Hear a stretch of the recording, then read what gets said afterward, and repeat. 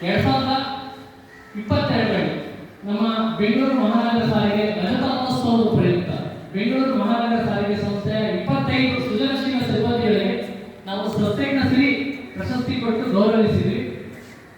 ಆ 25 ಜನರಲ್ಲಿ ಇದೇ ಘಟಕದ ನಮ್ಮ ಲಕ್ಷ್ಮಣ್ ಅವರು ಸಹ ಸಸ್ಯಜ್ಞ ಶ್ರೀ ಪ್ರಶಸ್ತಿ ಪುರಸ್ಕೃತರು. ಅವರು ನಾವು ಇಬ್ಬರು ಸೇರಿ ಈ ಕಾರ್ಯಕ್ರಮವನ್ನು ಆಯೋಜನೆ ಮಾಡಿದ್ದೀವಿ. ಈ ಘಟಕದಲ್ಲಿ 2020 ಕರೋನಾ ಸಂಕಷ್ಟದಿಂದ ನಾವು ಕಲಿತ ಪಾಠಗಳು ಅನೇಕ.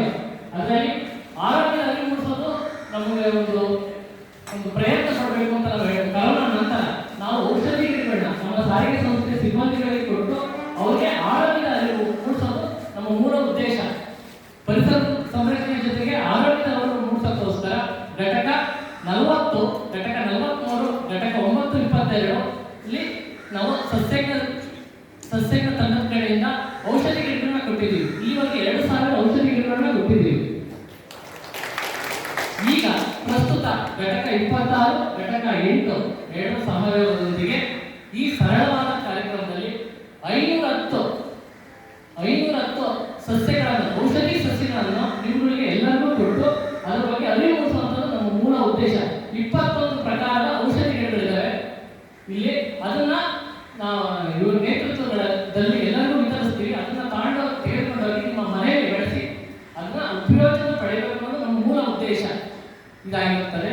ಈ ಸಂದರ್ಭದಲ್ಲಿ ನೀವೆಲ್ಲರಿಗೆ ಒಂದು ನಾವು ಮತ್ತೆ ಗಿಡಗಳ ಜೊತೆಗೆ ಅವಿನಾಭಾವ ಸಂಬಂಧ, ಇದು ಭಾವನಾತ್ಮಕ ಸಂಬಂಧಗಳಾಗಿರೋದ್ರಿಂದ ನಾವು ಆದಷ್ಟು ಬರೀ ಬಸ್ಸು, ಟಾರ್ಗೆಟು, ಸ್ಪ್ಯಾನರು, ಟಿಕೆಟು ಈ ರೀತಿಯ ಜೊತೆ ನಾವು ಪರಿಸರದ ಜೊತೆಗೂ ಸಹ ನಾವು ಅವಿನಾಭಾವ ಸಂಬಂಧಗಳನ್ನ ಹೊಂದಿದ್ದೀವಿ. ನಮ್ಮ ಬೆಂಗಳೂರು ಮಹಾನಗರ ಸಾರಿಗೆ ಸಂಸ್ಥೆ ಎಲ್ಲವನ್ನೂ ಸಹ ಉನ್ನತಿಯತ್ತ ನಡೀತಾ ಇದೆ. ಅದಕ್ಕೆಲ್ಲರೂ ಸಹ ನಮ್ಮ ಅಧಿಕಾರಿಗಳಾಗಲಿ ಸಿಬ್ಬಂದಿಗಳಾಗಲಿ ನಿರಂತರ ಪರಿಶ್ರಮ ಜೊತೆಗೆ ಪರಿಸರ ಸಂರಕ್ಷಣೆ ಮಾಡಿಸೋದು ನಮ್ಮ ಮೂಲ ಉದ್ದೇಶವಾಗಿದೆ.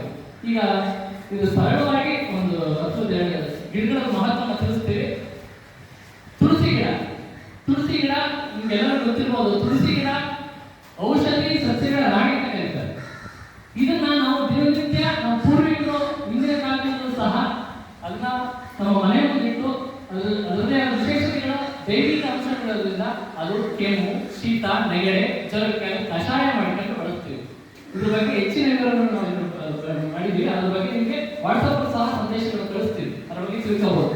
ನೆಕ್ಸ್ಟ್ ಒಂದೆರಗ ಗಿಡ ಇದೆಯಲ್ಲ, ಇದು ಮಕ್ಕಳಲ್ಲಿ ಅದರಲ್ಲೂ ಚಿಕ್ಕ ಮಕ್ಕಳ 8 ವರ್ಷದಿಂದ ಕೆಳಗಿನ ಮಕ್ಕಳಲ್ಲಿ ಒಂದೆರಗ ಅತ್ಯಂತ ಶ್ರೇಷ್ಠವಾಗಿದ್ದ ಹಾಲಿನಲ್ಲಿ ಇದರ ಎಲೆಯನ್ನು ಬೆಳೆಸಿ ಬಳಸೋದ್ರಿಂದ ಮಕ್ಕಳಲ್ಲಿ ಬುದ್ಧಿಶಕ್ತಿಯ ಹೆಚ್ಚಾಗುತ್ತೆ ಮತ್ತೆ ಅವರು ರೋಗ ನಿರೋಧಕ ಶಕ್ತಿನೂ ಸಹ ಹೆಚ್ಚಾಗುತ್ತೆ.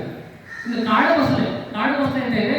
ಈ ಇತ್ತೀಚಿನ ಜನಗಳಲ್ಲಿ ನಮ್ಮ ಕಿಡ್ನಿ ಸ್ಟೋನ್ ಜಾಸ್ತಿ ಆಗ್ತಾ ಇದೆ. ಕಿಡ್ನಿ ಸ್ಟೋನ್ಗೋಸ್ಕರ ಈ ಕಾಡು ಬಸಳೆ ಇದರ ಎಲೆಗಳನ್ನು ಸೇರಿಸಿ ಇಲ್ಲ ಇದನ್ನ ಜ್ಯೂಸ್ ಮಾಡಿಕೊಂಡು ಸಹ ಬಳಸೋದ್ರಿಂದ ನಿರಂತರ ಪ್ರಯತ್ನದಿಂದ ಇದರ ನಾವು ಕಿಡ್ನಿ ಸ್ಟೋನ್ ಸಹ ಕಡಿಮೆ ಆಗುತ್ತೆ. ಇದು ಸೈಂಟಿಫಿಕ್ ಆಗಿ 14 ml ಗಿಂತ ಕಡಿಮೆ ಆಗುತ್ತೆ. ನಾವು ಈ ತರ ಮೆಡಿಸಿನ್ ಇಲ್ಲದೆ ಸಹ ಈ ಕಿಡ್ನಿ ಸ್ಟೋನ್ ಬಳಸೋದ್ರಿಂದ ಕಿಡ್ನಿ ಸ್ಟೋನ್ ಇದನ್ನ ಬಳಸಬಹುದು.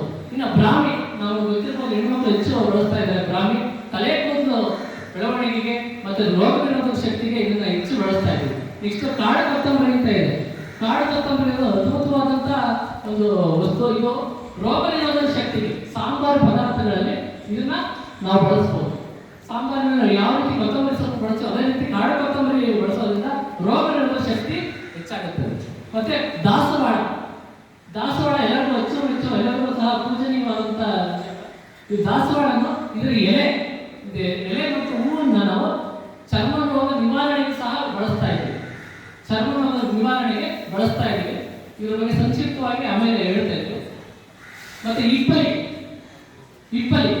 ಇಪ್ಪಲಿ ನಮಗೆ ಸಾಮಾನ್ಯವಾಗಿ ಕೆಮ್ಮು, ಶೀತ, ಜ್ವರ ಈ ತರ ದಿನನಿತ್ಯ ನಮ್ಮನ್ನ ಕಾಡ್ತಾ ಇರ್ತಾರೆ. ಆ ಸಮಯದಲ್ಲಿ ಇಪ್ಪಲಿ ಗಿಡ ಒಂದು ನಾಮಕರಣವಾಗಿ ನೆರವೇರಿದೆ.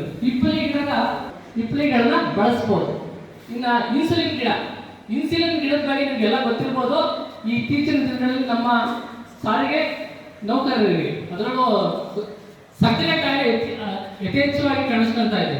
ಈ ಭಾರತದಲ್ಲಿ ಸಹ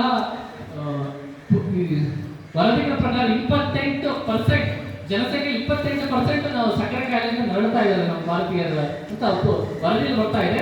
ಇದು ಇನ್ಸುಲಿನ್ ಗಿಡ.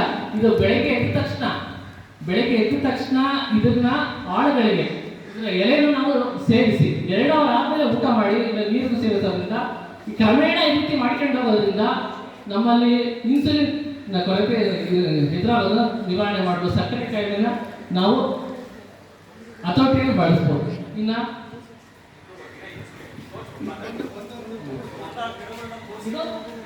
ಇದು ಇನ್ಸುಲಿನ್ ಗಿಡ.